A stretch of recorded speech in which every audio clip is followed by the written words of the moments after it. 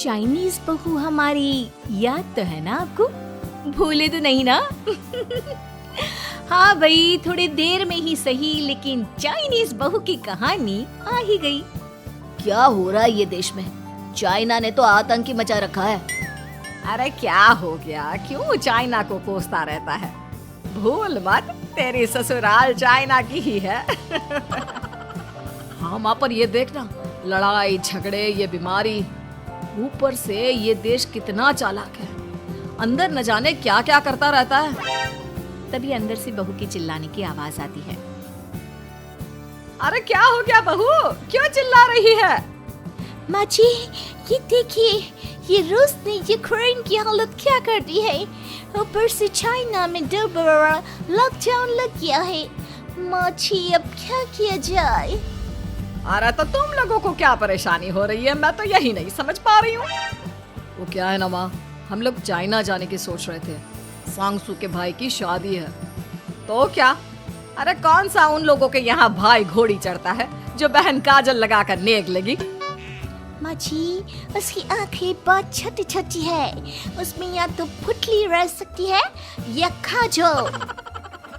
साले की पुतली निकाल कर काजल लगा दो, अंधा कहीं का। क्या क्या बोले तुम मेरे भाई के बारे में?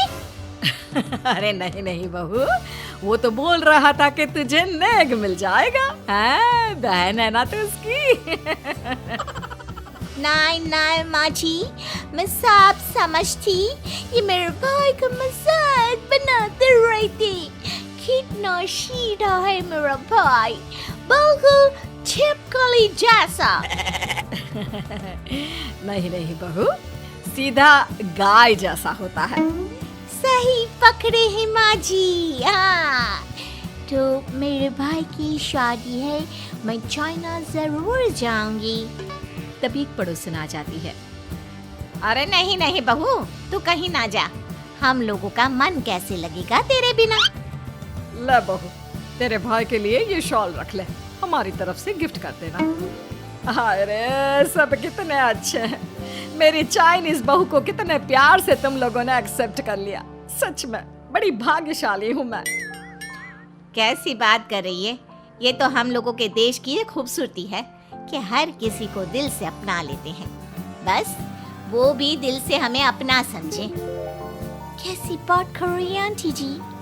मेरे लिए आप सब सासू माँ जैसी ही हैं। मुझे भारत बहुत अच्छा लगता है, ये सबसे अच्छा देश है, मेरा भारत महान। वैसे भी लड़की की शादी जहाँ होती है वो तो वहीं की हो जाती है ना। जीती रे बहू, सही बोल रही है। औरत तो होती ही पानी की तरह है, जो जहाँ जैसे रखे वैसी ही शेप ले लेती है। आंटी जी, ये थोड़ा सा ज्यादा हो गया, समझ नहीं आया। नो प्रॉब्लम, मैं चाय बना कर लाती हूँ। फिर क्या, वो दिन भी आ जाता है जब बेटे बहू को चाइना जाना पड़ता है। वहाँ जाकर बहू का भाई कहता है, मेरे बहन आ गए, मेरे बहन आ गए। मैंने सबको बोला कि सब हिंदी में बात करेंगे, नहीं तो फिर नाराज हो जाएगी। थैंक्स बॉय, हिंदी मेरी भाषा है, अब मुझे उसमें बात करना अच्छा लगता है। आपने जीजा जी से मिलो। ओ बहन, तुम अंदर चलो। सभी बहू को अंदर लेकर चले जाते हैं, लेकिन सांगसू का पति, वो तो बेचारा चाइना के ससुराल के आंगन में अकेला खड़ा रहता है। काफी देर तक जब कोई उसे नहीं पूछता तो वो माँ को घर पर फोन करता है। हाँ बेटा, पहुँच गए ना कुशल मंगल?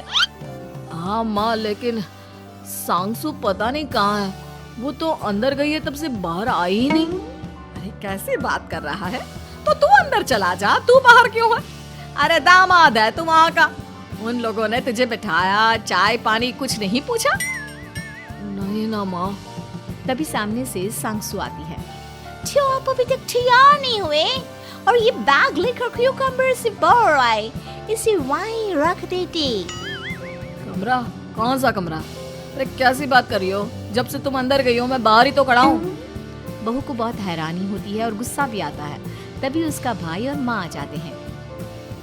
और सांगसू, अंदर खाना लग गया है, पहले ये बताओ कि मेरे पति को किसी ने खाना या पानी क्यों नहीं पूछा?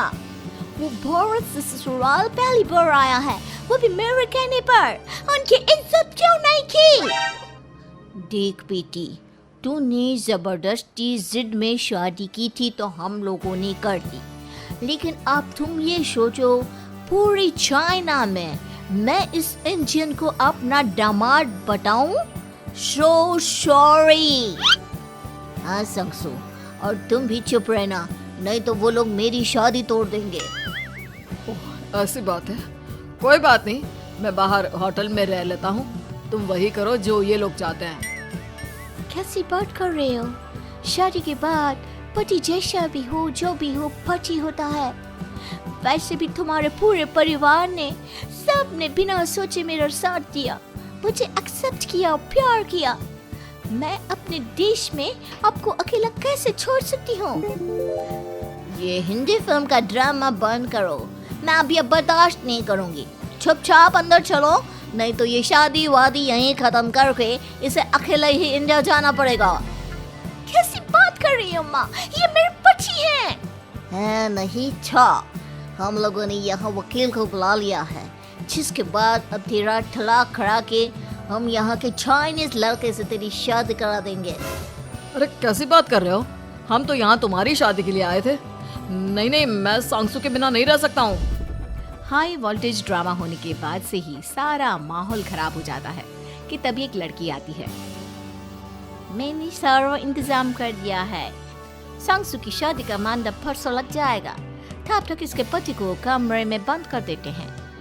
सभी सांगसू के पति का हाथ बांधकर उसे कमरे में बंद कर देते हैं। ये क्या कानूनी है? आप लोग मेरे पति के साथ ऐसा नहीं कर सकते हैं। मैं किसी से शादी नहीं करूंगी, ये साफ बात है। पहले मैं अपनी शादी करूं, फिर तेरी भी शादी करवा दूंगा। सब कुछ तय हो जाता है, भाई की शादी हो जाती है। फिर वो दिन भी आ जाता है जब सांगसू की शादी वो लोग जबरदस्ती करने के लिए उसे मंडप पर ले जाते हैं। ऐसा मत करो, ये मेरी बीवी है। मैं किसी से शादी नहीं करूंगी। कैसे नहीं करेगी शादी? शादी तो तेरा बाप भी करेगा।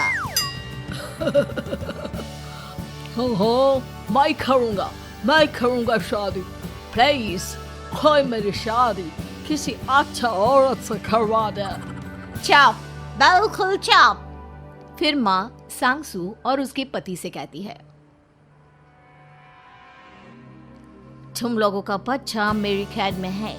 अगर तुम लोगों ने कोई भी होशियारी की तो मैं इस बच्चे को मार दूंगी। दोनों माँ का रूप देखकर हैरान हो जाते हैं। बच्चे की खातिर दोनों शांत हो जाते हैं और शादी की रस्में शुरू हो जाती है कि तभी सांगसू की सास पुलिस के साथ आ जाती है।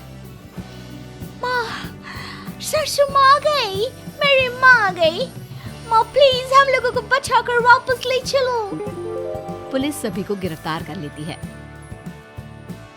बेटी के बच्चे को मारने की धमकी तो कोई चुड़ैल ही दे सकती है। अरे तो ये चुड़ैल ही तो है। ये सही बोल रहे हैं, ये औरत किसी चुड़ैल से कम नहीं है। तभी उन लोगों का बच्चा भी आकर सांगसू के गले लग जाता है। माँ, तू सही समय पर आ गई, लेकिन तुझे कैसे पता चला कि यहाँ ये सब हो रहा है? बेटा, ये चाइनीज लोग ना होते ही धोखेबाज हैं। इन लोगों पर मुझे भरोसा नहीं था, इसलिए मैंने तेरे फोन को हमेशा के लिए मेरे फोन से अटैच कर दिया था, जिससे तेरे आसपास होने वाली सारी बात मैं सुनती रहूं। उस दिन भी मेरी तेरी बात हो रही थी तो तेरा फोन ऑन था, मैं सब समझ गई थी। मुझे माफ कर दो।